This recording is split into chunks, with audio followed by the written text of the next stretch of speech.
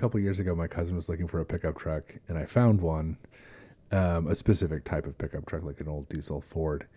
And I found one in the Detroit area, and I went to go check it out. And the owner is currently, he would probably say operating, but I think operating is probably the wrong word, but owns the last Avanti dealership. So like the Avanti 2s or whatever from the 80s. Yeah. And he's got like over 60 Avantis and like all the parts, all the like, he's got all the NOS stuff like bought up, and it's like just weird out in the suburbs in Detroit. It's like, wow. Yeah. There's a huge like Avanti dealership sign on the, like it's still out there. It looks like an abandoned dealership, but it's still there. And like, you know, I went in and like this dog like jumped up on the fence to try to like scare me out of there. It was like totally run down, and like just one old, like super old guy who like, it was during the height of COVID and like insisted that he and I ride in the car together. And I was like, dude,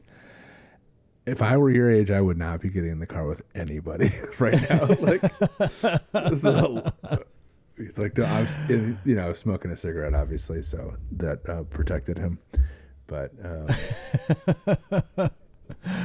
yeah, Yeah. I fucking love those cars, man. I think those cars are so, yeah, they're sweet. so cool. Yeah, they're would love incredible. one. Yeah, they're awesome. It's that's Brooks Stevens, right? Is that right? No, that's Raymond Loewy. Yes, right. That's right. Also known for his Air Force One livery, the Coca-Cola fountain dispenser, Concorde interiors, Greyhound Scenic Cruiser interior, the Lucky Strike package, and the NASA Apollo and Skylab interiors. Wow. Thank Interiors you. Yeah. of Apollo. Yeah. Yeah, that's kind of wild, actually. The fact that Raymond Loewy was designing. I mean, that design was even something to take into account. Yeah. For the interior of the Apollo capsule, but also that like the Concorde, which was not, you know, I mean that was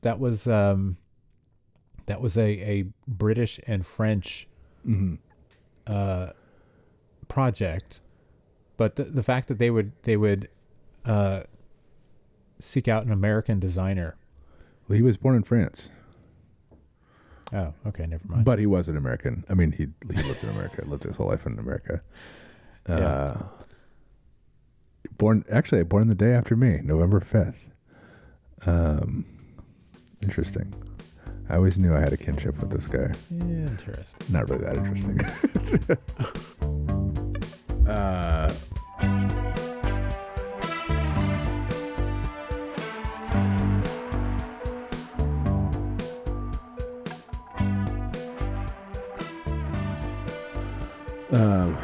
Have you been on? No, you wouldn't have been on Leno, Peter. No. You guys did Letterman at least once? We did a bunch of them. Yeah. Letterman, Colbert twice. Yeah, that's right. I was trying to remember. Seth Meyers. Did we do Fallon? I think we did Fallon. Ugh. Probably in there somewhere.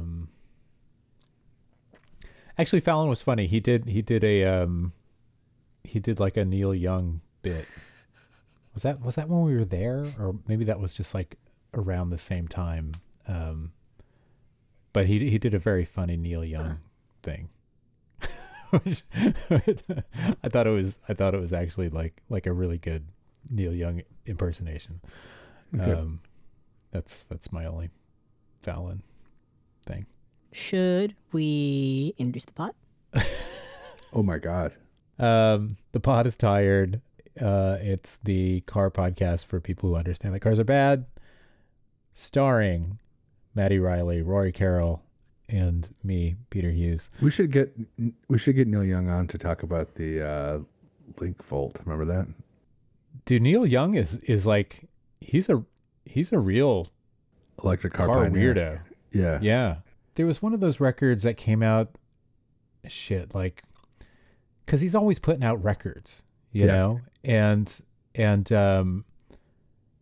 and they're pretty.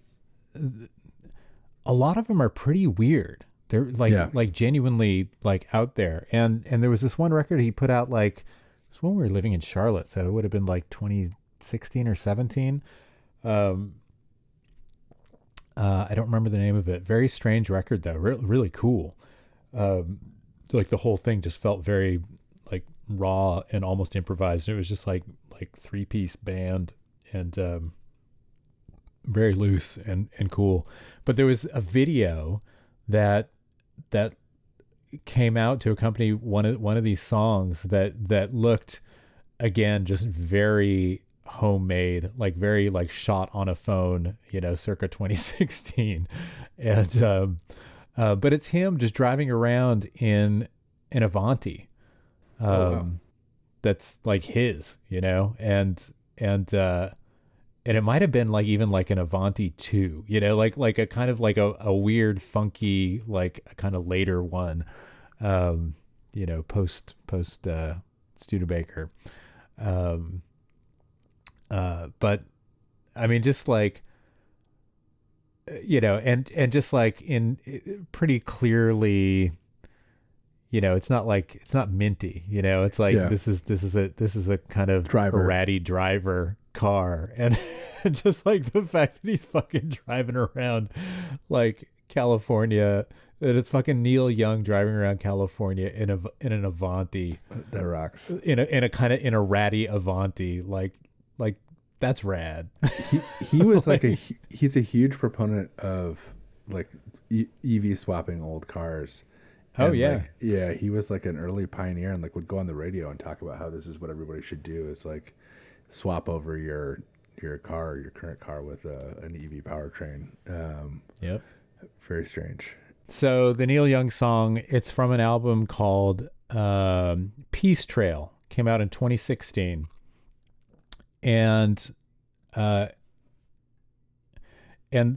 song is called Indian Givers, which that was the one about Standing Rock, right? Yeah, exactly. I was going to say might give you pause until you realize that no, it's about kind of water defenders. The video is like footage from Standing Rock, but then it's cut in with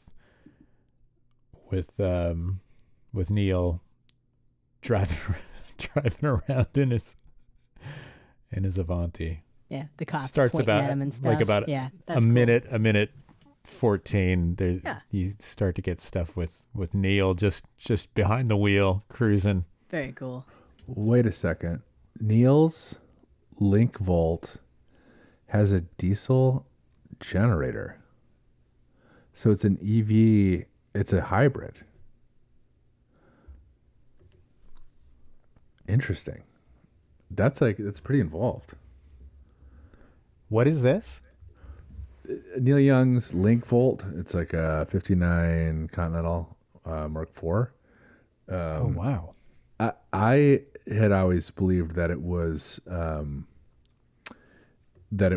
pure electric, but it's actually an electric with a diesel generator. So, wait, what?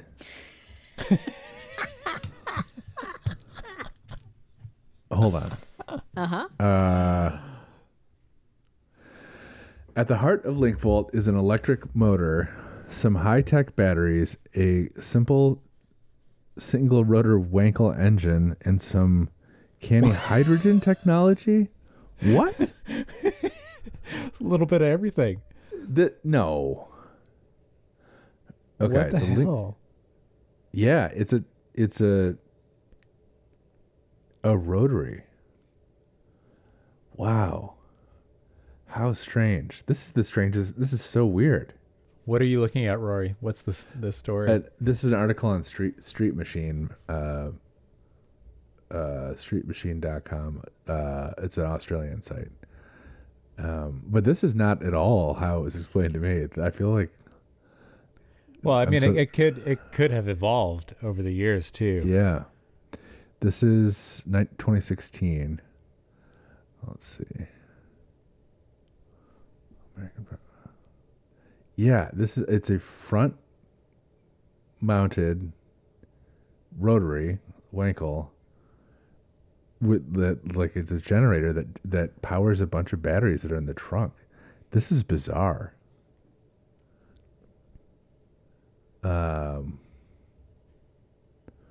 Wow. Wait. Okay, his first thought, he switched to turbo diesel, or he wanted to switch to turbo diesel. Let's see. And yeah, this is, wow, very strange. Yeah, it says it'll run all day without having to be plugged in. Very strange. Very upsetting.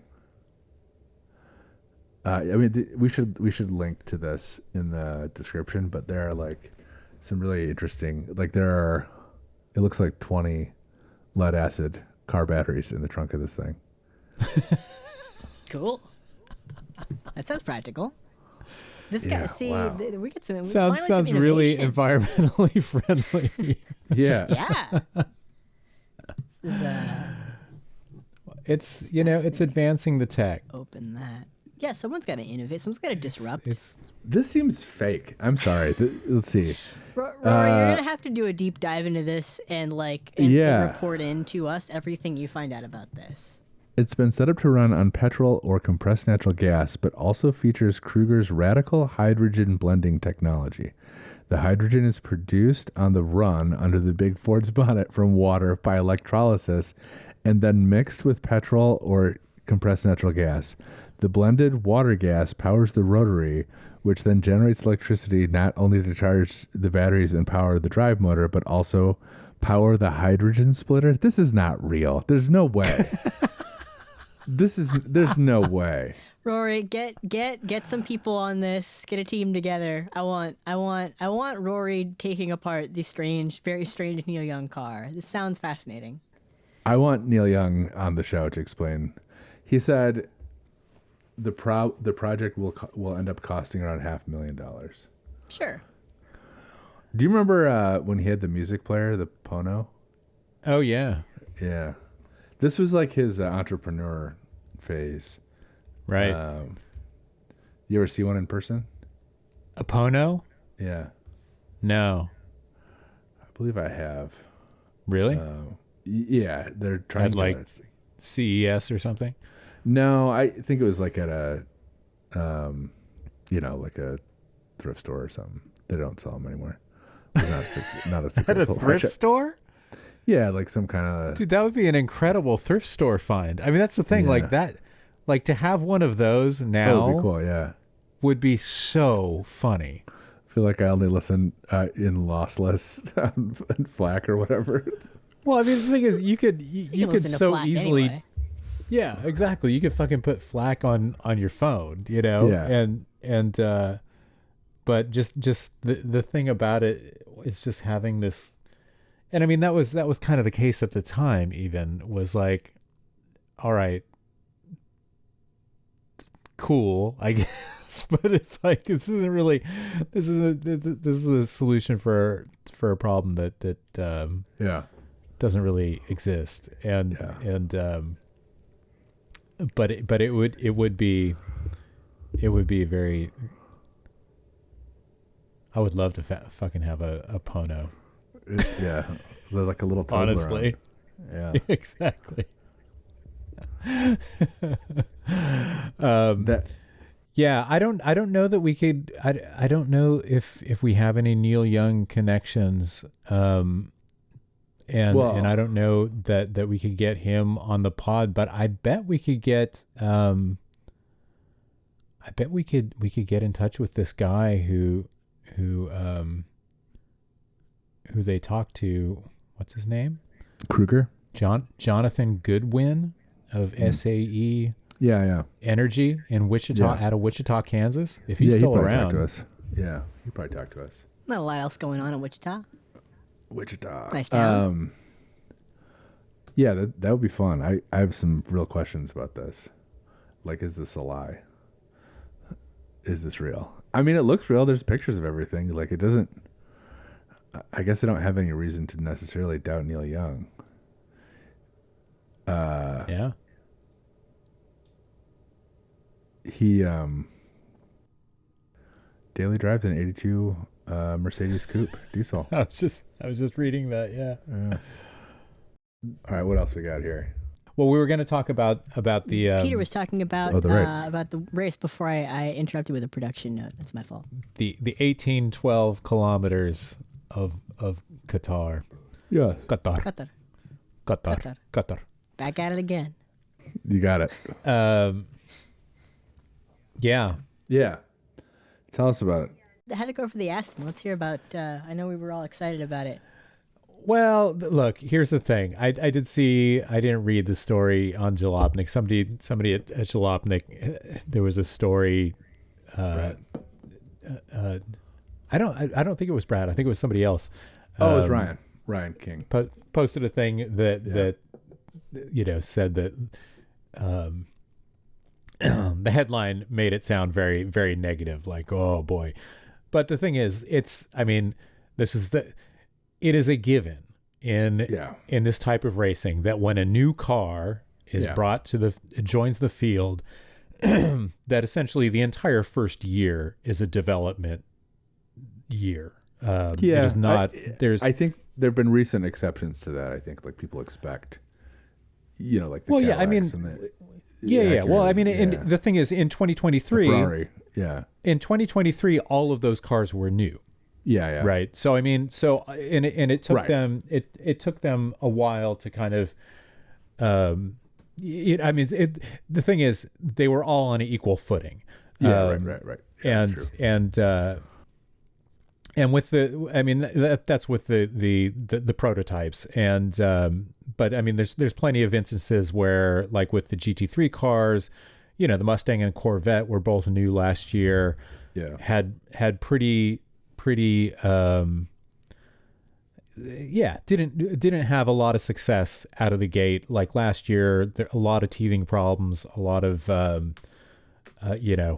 we watched the Corvette didn't even get out of pit lane to start, the beginning of Daytona. And this year they won Daytona in the GTD. And those Mustangs are looking really good. So the thing with the Aston is you have to be a little realistic with it. Their whole thing was just like, if we finish the race, that's a success, and one of the cars did. So pretty good, honestly. And the thing is, and they weren't that far off the pace. They were at the bottom, but they were only like a few tenths back from cars that are established cars, in the program, and cars that did look. I think they were just like a few tenths off of the best lap pace of the Alpine, which did not look great this weekend, but has shown some big shown real pace towards the end of last season, and people have pretty high expectations of this year. But yeah, so with the Aston, the door flew off. That was funny. It's really I'm sorry. It's really, I'm glad that one of them finished. I'm glad they're having a good time out there. But oh fuck, that one with the door just flying off is so good. That was really good for me. Yeah. That's got to be one of the worst feelings as a driver too, to be like oh fuck. Well, wasn't there the thing? Was it last year? Was it at Le Mans? At Le Mans, one of the Ferraris. You guys were talking about and they were like, do we black flag was this? it the one? Yeah, was it the one that ended up winning? Was that the car that and he had to reach over, because it was the same thing where it was the opposite side from the driver, which again, those cabins, they're really single seaters, but you're offset, and to reach over to get the opposite side door, not easy. Oh man. No. But, so it's they're not, it's not a unique problem. They're not the only ones to have been plagued by faulty imperfect door mechanisms and latches. Happens. It happens. Yeah, I mean the trunks were flying off the Mustangs for half of the season last year. It's really good. I like a little slapstick in the race. That's good for me. It's spiritually good for me. Yeah, for sure. And what's more fun than a latch? Modern car manufacturers think everything but. They do not want a latch on the car. They would rather you have to get in there with a little Bluetooth sensor, as we've been over previously. Yes. If we can get more latches, we would love that. I would love well, that. I think yes. I'm pretty sure that those cars are not running the I don't think those are electric doors. I don't think you press a button on them. I think there probably is just like a mechanism. Yeah, they're really simple, which is the problem. Right. Anyway, so the race was good. What did we learn? The race was good. What did we learn? Well, the Ferraris looked really, really, really good. And I mean, there a lot of questions going into the season in general. I don't know. The thing about that track in Qatar is that it's maybe not super representative of how things are going to be for the whole season. But yeah, definitely the Ferraris looked very strong. Coming into a lot of people predicting like that this year would be kind of the end. You know, I mean, the last couple of years you've kind of had like two kind of tiers of cars. You had basically the Porsches, the Ferraris, and the Toyotas, and then kind of everybody else. And a lot of people are predicting going into this year that that will no longer be the case because BMW are looking very fast. The Alpines are expected to be competitive. The Cadillacs, which have always been kind of knocking at the door, and did look very fast going into the weekend prior to hitting each other and crashing out. Yeah, they kind of took each other out in some kind of slapstick fashion. Not the only case of that this weekend in the world of racing, of collecting your teammate. Bummer. Is that right? Yeah. Who else did that? Connor Zilic had a great day on Saturday. And then the Cup race, Suarez spun out into him, so Trackhouse had a bad day. Connor was going, big cloud of dust, saw Suarez go to the left, and just popped straight out of the dust right, whammed into Connor, put him in the wall. He's fine, but, like, bummer. But it was bad visibility. It wasn't his fault. Bad luck. Connor Zilic, who is like, barely old enough to have a driver's license. Literally 18. Yeah. Also, Trackhouse update. Pitbull, no longer a co-owner. Yeah, I saw that. What happened? I know, bummer. Mr. Worldwide has bailed. But we still like those guys. Pitbull, I still like Pitbull. Yeah. Yeah, oh, yeah. He's generational figure in our household for sure. I have a good Pitbull story, but it would take 15-20 minutes to get through, so we'll save it for another episode. Oh man, there have been enough bizarre digressions about Pitbull, Mr. Worldwide. What were the other takeaways? The other takeaways were Corvette won following on the heels of their IMSA GTD victory at Daytona. They won in what do they call it? LMGT3 or GT3 LM. So that was cool. Got to see our boy Ben Keating on the top step. Always a good time. We love to see Ben Keating doing a good job. Yeah. So yeah, that kind of bodes well for that team. Those are the TF Sport Corvettes. They're run in WEC by English team TF Sport. Yeah. So it was super fun, super exciting race. It went kind of down to the wire. The McLarens were also looked really good, and towards the end of the race, it was like a real battle between the number 2, the second place McLaren that was clearly faster than the Corvette in its way, but couldn't get past him.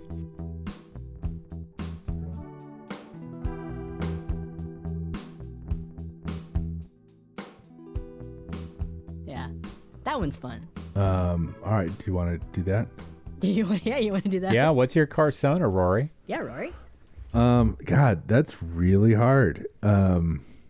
I feel like you'd want it to be like a sports car, but I'm not a sports car. I'm probably like a pickup truck or something. I'm probably just like a dumb run of the mill, potato headed truck. What's your cab size, bed size, height? Like, are you an old work truck falling apart? Yeah. Are you like a new? No, fancy? I think my actual green truck is a pretty good. I think if that were. Tell us about your green truck, Rory, for our listeners. Yeah, we're not talking about this. It's a 95 F-150, single cab, bench seat, 302. It's like automatic. a 90s turquoise green. When he says green, it's you gotta imagine it. It's turquoise. 90s. It's very chic. Yeah. It's Teal Team 6 is what I like to refer to it as. There you go. But yeah, it's a long bed 4-wheel drive auto. It was an old work truck. I think it worked at a mining company initially, and then it was a buddy of mine had it at his brewery just to move kegs with. But fantastic car. I drove it back from Denver in one shot straight through. As it's become a tradition, it's the second truck I've done that with. Well, that actually would be a good episode. Long Please. Story at some point, but I did it with my buddy Nate, and then 13 years ago I think we did it, and Same got Nate? him in 1980. Maybe The same Nate? Or a different Nate, as our previous episode's Nate? Yeah, no, same Nate. Same Nate. Nice. So we drove out there to get him in 1980.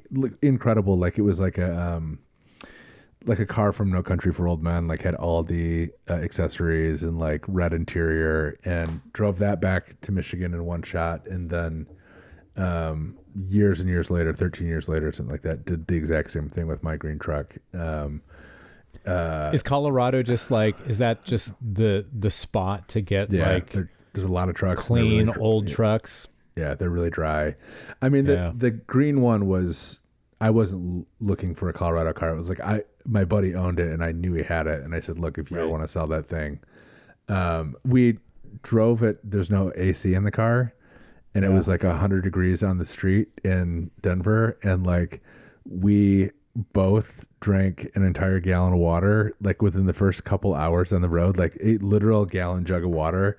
We both drank them down, both had like 3 or 4 Red Bulls, and then like did not pee like for Sweating all so, out. like we were just drenched in sweat. It was so disgusting. Jesus. And it was like we were just dying. It was like waiting for the sun to go down so we could have some relief. It was just fucking miserable. Man.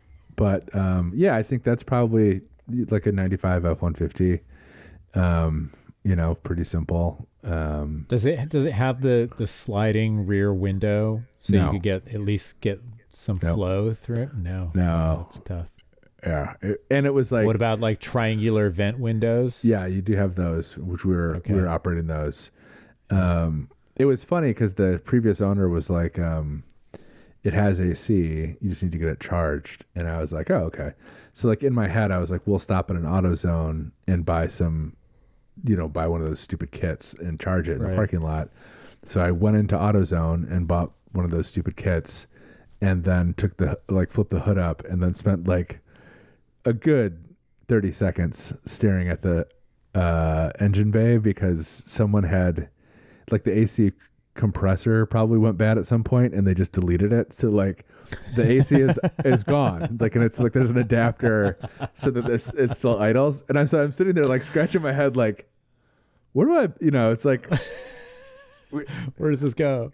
Oh, it's gone. But yeah, it was. Did you walk back inside and return the? No, I just put them in the car. I was like, fuck that. I'll use it somewhere.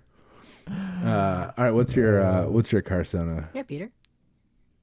Me? Yeah. Yeah. I don't. It's so hard because it's like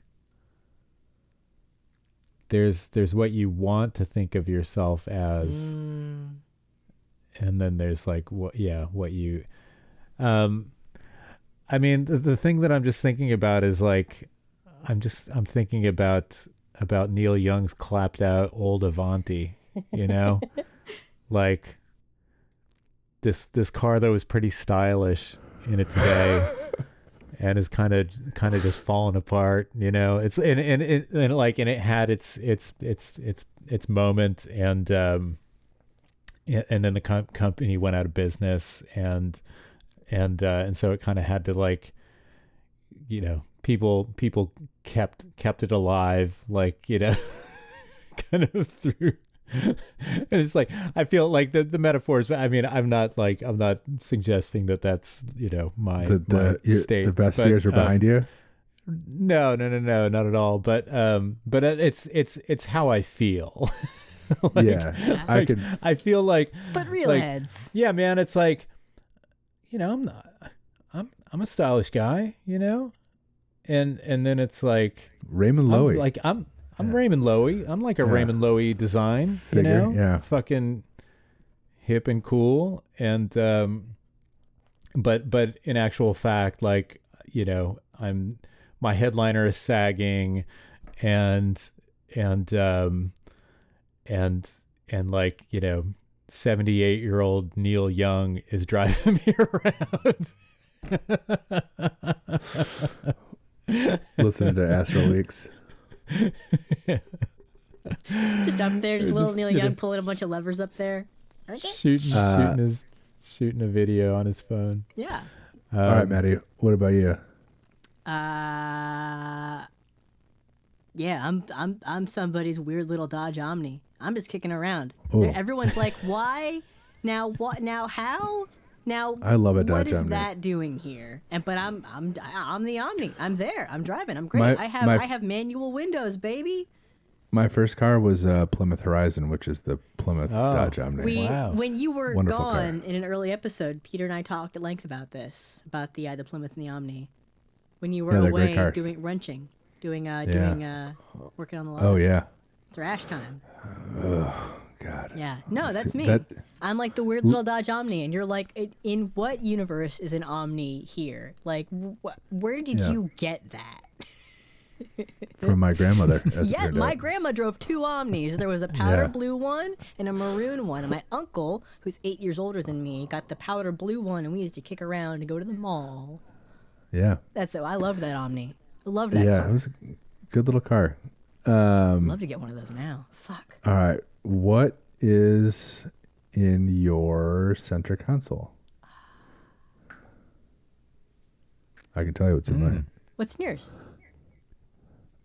I have wipes, like diaper wipes, because you need those. And I have crayons. And I have a cloth to wipe down the many gigantic screens in the car. Yeah, I was gonna say, this is in the Rivian. Yeah, and a phone charger. But yeah, that's it. I like, weirdly, I do have I have 2 sets of kids climbing gear as well, harnesses and shoes. Yeah. But it's a weird thing for me to have a like grown up car.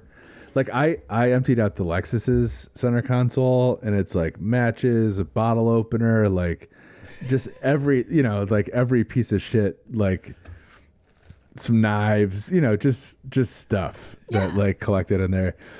But the Rivian is like such a nice grown up car that has never really felt like my environment to inhabit. So it's like, it's not, you know, it's like there's my personal effects are not really accounted for in there.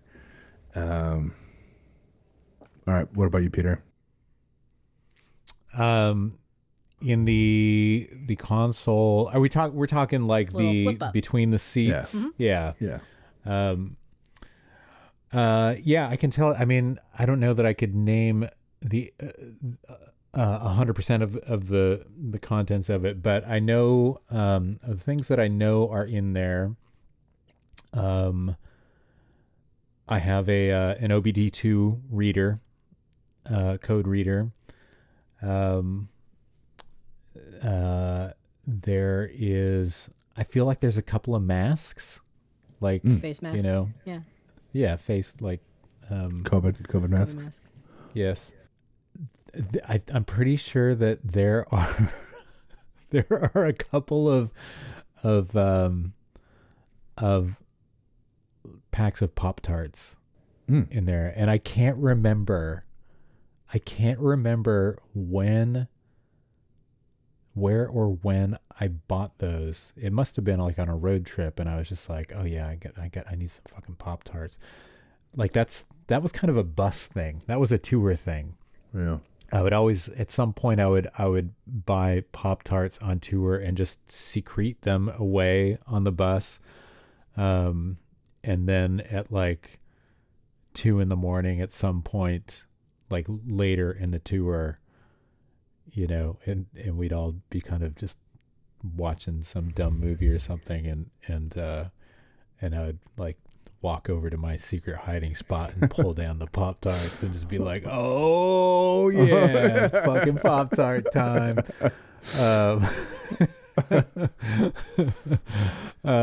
Yeah, so I have a couple, and I feel like what Pop-Tart flavor? What Pop-Tart flavor do you do? Yeah, what are you into?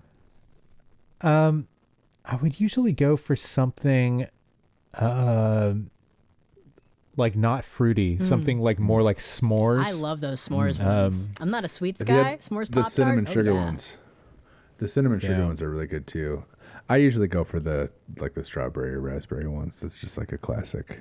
Sure. I like the unfrosted ones. Do you get those ever? They're hard to find. I remember them. Yeah. But no, I mean, for me, the frosting is I like the texture. Yeah. I like the little extra little bit of like, because you get the softness of the graham crackery Pop-Tarty dough, but then you have like that smoother kind of plain, you get a little bit of crisp in it. It's nice. I like that. Yeah. We should. Yeah, and I suspect that there's probably like, I don't know, some like needle nose pliers or something, some sort of tool. Practical. Mm-hmm. Yeah, that's the best I can do. Probably like an extra USB cable. Yeah. Smart. I would think. Matty, what do you got? No-dos, loose change. Every time I have like a $1 bill, I throw it in there because I'm like, I'm going to hit a toll booth at some point that I could not evade. What else? I'm going into my mind palace. Like, when did I last chuck something in there and actually look in there and not just like go by feel? What did I last feel in there? It's probably like I used to have to swap out SD cards in an MP3 player. So there's probably still like an SD card in there somewhere. I probably saw someone, at least one in there in the past year, I think. Yeah, I don't keep a lot in there. I'm usually like a passenger seat guy. I just keep all my shit just rolling around on there. And like, I just got super used to that when I was living in the car. And so like, I just tend to do that. I just have everything kind of like either like in a backpack that I'm kind of like one arming while I'm driving, but I don't keep a lot in the console. Today, one of the kids lost a tooth at school. Oh, exciting. Yeah, she was like, Dad, I lost a tooth. And I was like, oh, I know. I have like in my visor, I have just like same, like if I get small bills, I just put them in the visor. Yeah. So I reflexively reached up and grabbed 5 $1 bills as soon as I heard for the tooth fairy. And she goes, Dad, are you the tooth fairy? And I was like, oh, no, no, absolutely not. She's like, well, why did you just get $5 out of your center console? I'm like, God. Sharp kid. Smart kid. Couple months ago, I feel like I would have been able to get away with that, but... I used to. I was an early skeptic. My mom still, I think, probably has it. But I wrote a letter to the Tooth Fairy one time when I lost a tooth, and I wrote her a letter saying, "Dear Tooth Fairy, thank you for always taking my teeth and leaving me money. Please leave me a picture of you if you are real, because people have told me that you are not real, and I would like to know. Thank you." And I signed my name in my nice little print. Our younger daughter loves to interrogate the Santa Claus / Tooth Fairy / she knows it's not real, but she's trying to get me to admit it, like by playing. I understand her. Mind games. I was like that. Oh yeah. All right, last question. Yeah, which from one are we doing? List. I think we should talk about. Adam asks, "What's up with those 3-wheeled cars? Gimmicky, or is there anything fun about them?" What's up, Adam? And I miss you, bud. is that Adam? Is that Dag? This is UK Adam, who me and Peter know. Oh, other Adam. Nice. So Peter and I have we rode in a 3-wheel car together. Did you? Well, I have to wonder because Adam lives in Or is he talking about the Reliant Robin? in the UK, and I'm wondering. Wait, let's get I'm both wondering of these. what Adam is thinking of when he thinks of 3-wheeled cars. Because the first thing that I think of in the context of the UK is the Reliant Robin, which has 2 wheels at the back and 1 wheel at the front, and not a kind good of idea. a comical car. Best name. Very famously tips over. Great name. Right. One of the big shortcomings. Well, isn't there that Top Gear episode where they just like repeatedly just roll the fucking thing over? It's pretty funny. It sounds like fun. But there are also 3-wheeled cars where they have 2 wheels at the front and 1 wheel at the back. Slightly better idea for a car. Yeah. Well, and there's kind of a long history of them. Well, and actually, and I mean, when I think about it in historical context, the first thing I think about is Morgans, which are also British cars. Yeah. What's up with that? And the 3-wheeled Morgans are cool as shit. Yeah. I had one for a week in Detroit a few years ago. Did you? It was awesome. Yeah. Kind of embarrassing for a guy of my stature to drive. It's like one of those things where it's like Were you always Donkey think Konging off the top of it? Oh, dude, yeah. Like it's like you always think like, oh, it'd be cool to have a Lotus 7, and then you like go sit in a Lotus 7, and it's like I'm sure there's a Lotus 7 somewhere that weighs less than me, like in total. But yeah, the tiny car is so appealing, but it's also so unfortunate for me. Just Waluigi out there. Yeah. But you can I mean, it's one of those cars where you're sitting in it and you can take your hand and put it out the door and put it flat on the ground, which is like, you were like just imagining getting T-boned by an F-250. I mean, it's almost like imagine a motorcycle sidecar. Mm-hmm. It is a wild, and it's like a cigar. I mean, it's like sitting in a little bathtub. Like literally, like the totality of the car is like a standard bathtub. It's tiny. Yeah. They look really cool. I mean, like for the longest time, I didn't really get them. And then there was one year at Watkins Glen at the festival that they do in the fall in town in conjunction with the vintage races every year. And every year they have an honored mark. And one year it was Morgan. And there were so many of these Morgan 3-wheelers. And it finally clicked. Like seeing them in motion was the thing that where it finally clicked for me, because what it looks like, it's like a windsock, like a like you see at the airport, the orange thing with the wind blows through it. It tells you like what direction it's going in. It's like it's this car that's driving along, and it's just like trailing this thing behind it that the people are sitting in, it's really, they're super, super funky. Skipping there was also, I remember a car, and I think it was a US designed and built car in the 1980s called a Tri-Hawk. Oh yeah. it was a similar layout, 2 front wheels, 1 back, but this was more, it was more like kind of practical side by side. And it used, I want to say, like a Citroen drivetrain, or it was maybe like a I want to say like a flat 4, like some kind of 4-cylinder, but like a V4 maybe. But that one that was front wheel drive, actually. Like that's why I think I had it in my head. That those Morgans were front wheel drive as well, but they're super weird and cool. And I remember reading like at some point, like mid 80s Car and Driver reviewed it, and I think that like they only built like maybe a few hundred of these things, but they raved about it. Like they said, like, this car is so much fun. It's really like the handling dynamics are terrific. And it's really like tractable and just like as a, I mean, it's a very kind of,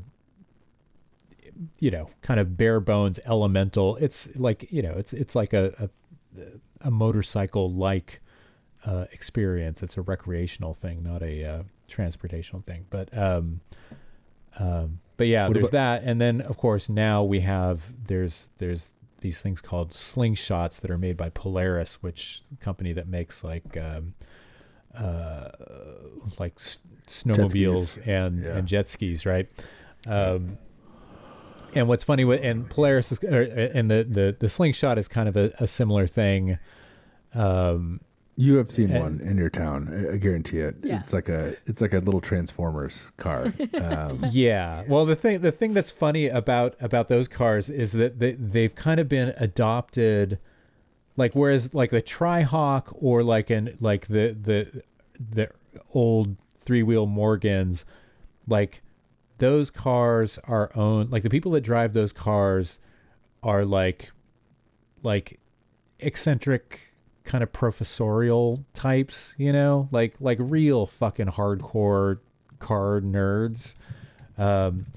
Slingshot drivers, the slingshot demographic is not that. There go Rory's balloons, his weekly. We balloons. Almost made it through an episode without the balloons.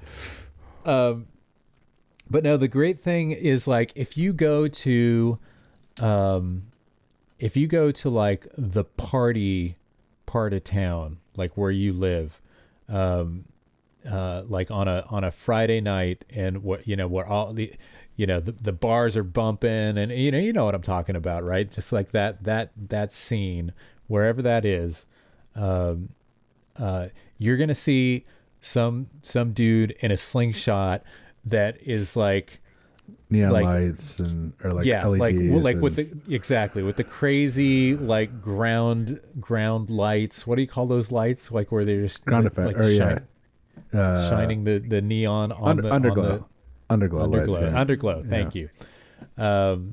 That and just like music just like bumping, and it's very much, it's a weird party vibe car. It's kind of like it's like if you wanted like a big obnoxious Harley, but it's like you want to like sit back in it. Mm-hmm. It's like that's kind of the vibe of it. But yeah, as Rory said, there was a time when one of the times when Mountain Goats came to Detroit, and Rory was still at Auto Week, and that was my car. What I mean, what was it like? November or December? Yeah, it was cold as shit. It was really cold, and Rory was going to come over.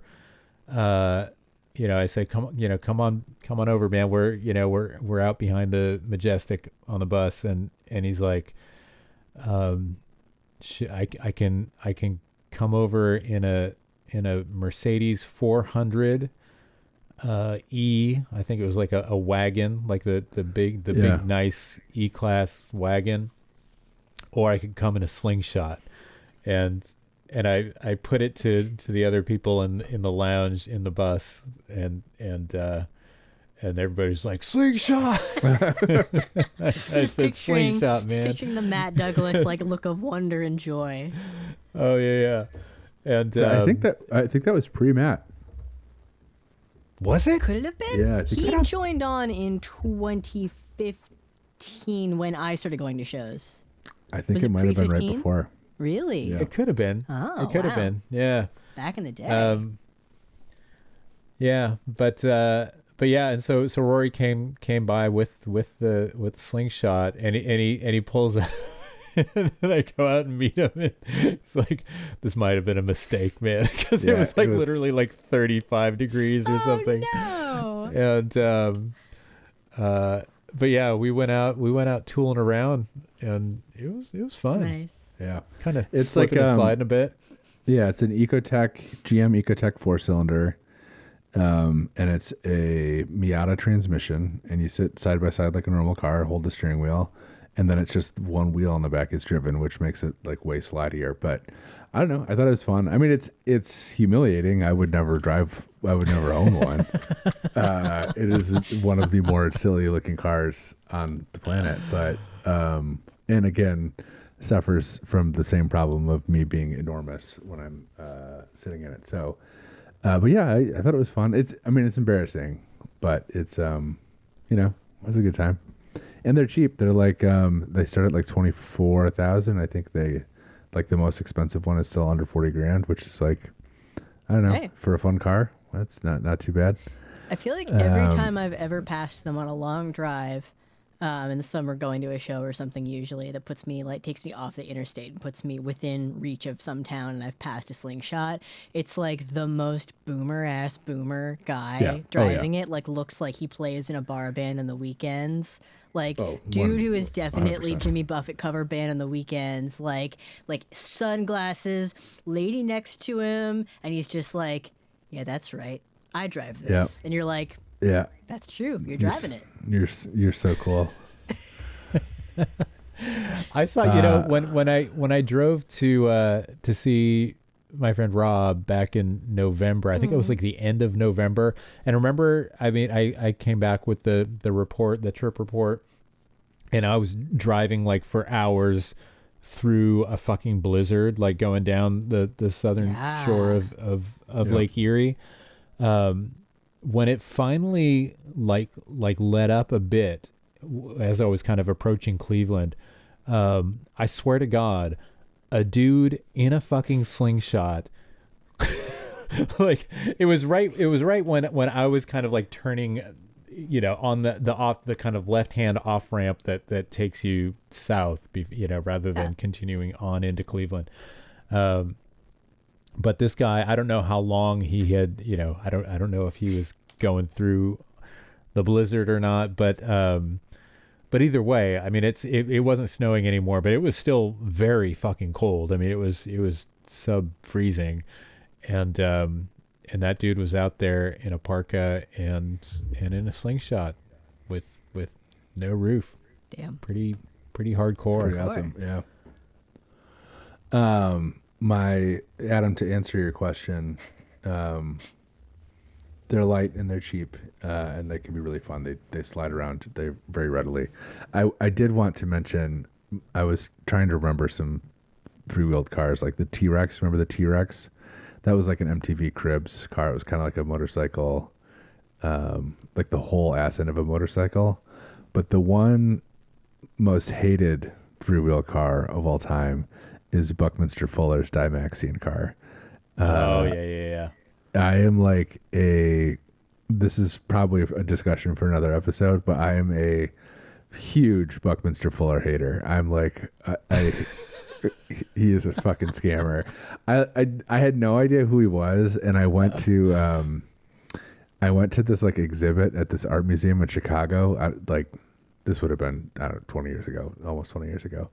And I was walking through, and it was like all of his like, ooh, the Dymaxion house, the Dymaxion car, and like all this shit. And it was like, who the fuck do you think you are, pal? Like it's like it's like this, famous American futurist, but it's like just the goofiest, most impractical shit. And it's like, It's just something about the guy really pisses me off. I don't know why. But I don't know why I'm a Buckminster Fuller hater, but the guy drives me nuts. You can probably tell I'm getting worked up thinking about it right now. It's just like, was he like the Elon of his day, you think? I think, yeah, but even maybe. Did he invent the geodesic dome? Isn't that him? There's a lot of no. There's let me see.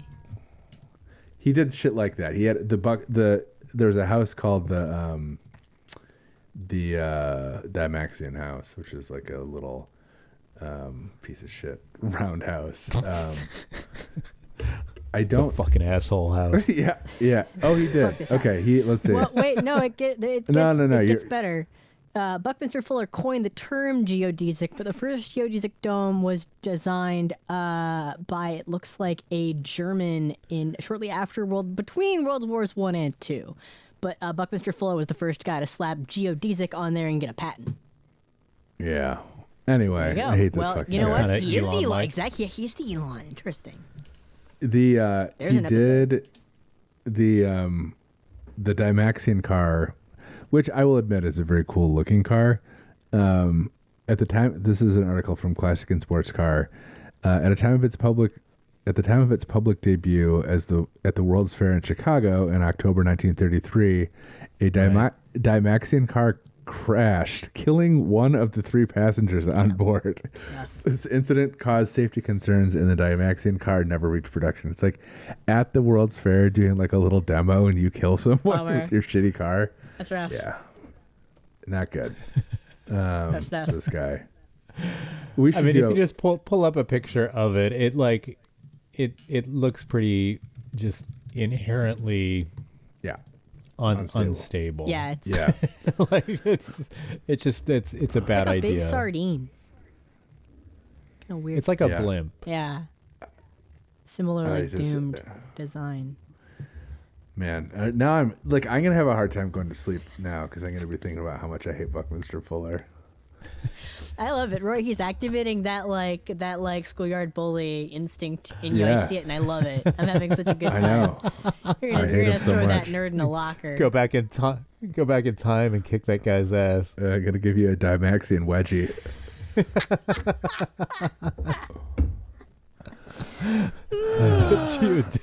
Geodesic noogie. Yeah. Dymaxion this wonk. Just into the trash can. Yeah. Wonderful. Stuff him in his Dymaxion locker. That's like a Simpsons joke. Like, they've stuffed me in my Dymaxion locker. If you could just do the combination for me. Just Martin's just in there, upside down. For real. Yes. God, he is a real piece of work. All right. This should be an episode. This sounds fun. Let's get Roy worked Yeah, out. I hate this fucking guy. Like I said, I remember walking through that exhibit in the art museum and just being like, what? Like, fuck you. Yeah. It's like, you fucking piece of shit. It's like, I see what you're doing here, pal.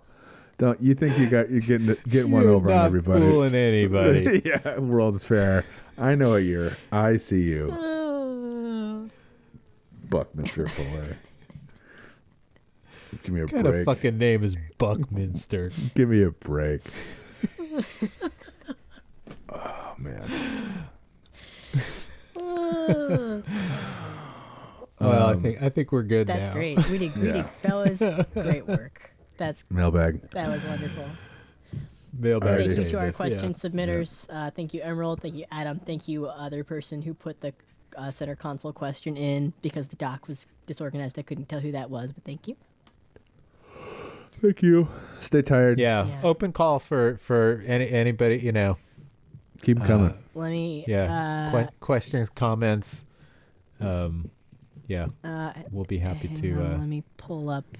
I mean, technically, we have. If you have topics that you want to hear addressed, we're all ears.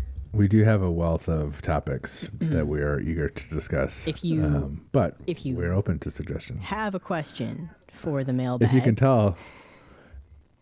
tell listening to this episode, we had a lot of topics that that we needed to discuss. We have topics. We never get enough time of like, oh, we should talk about this with enough time to look at it and think about like how should we'd like to spend time on it, but we never schedule it out.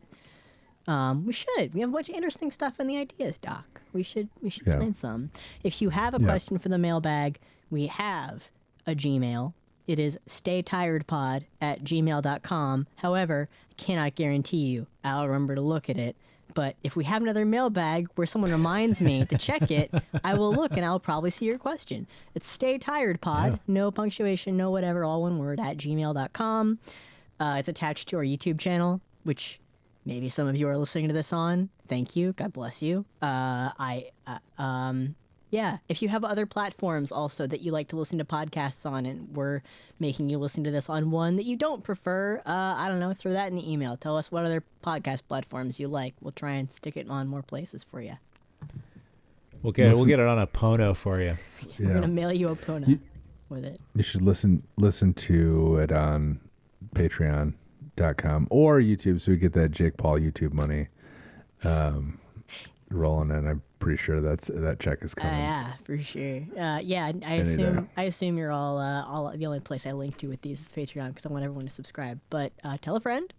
Subscribe to the Patreon feed. We got plenty of fun stuff on there. There's more than 20 episodes on the Patreon exclusive backlog now that you can go listen to. A lot of really good ones. A lot of really fun stuff. Get in there. I'm attaching this to the end of a public episode. So please subscribe to the Patreon. There's tons of fun stuff. We've put a lot of really good episodes out on that one. And some not great ones. So some of them are. Damn. They're not all that good. I'm just joking. They're all great. You're gonna love them. Please forgive the early episodes where I was not as competent at managing audio balance. They were fun. I think, I like a lot of. I think our Saturn two-parter is still one of my favorite things we've done. They're all part of our journey. That's true. Our podcasting journey. Our podcast journey together. With our friends. Yeah. Yes. All of you. Yeah. And if you subscribe to the Patreon at the end, sometimes when we sign off, we say we love you. So if you really want to get parasocial, pay up. Yeah. That's right. Public feed? No, nothing. Get in there. We're withholding.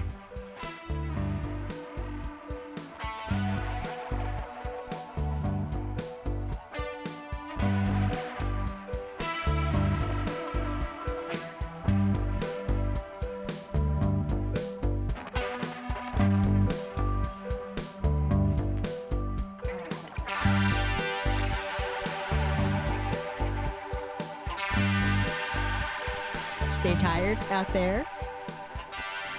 Stay tired. Stay tired, friends. And we will be back soon with more.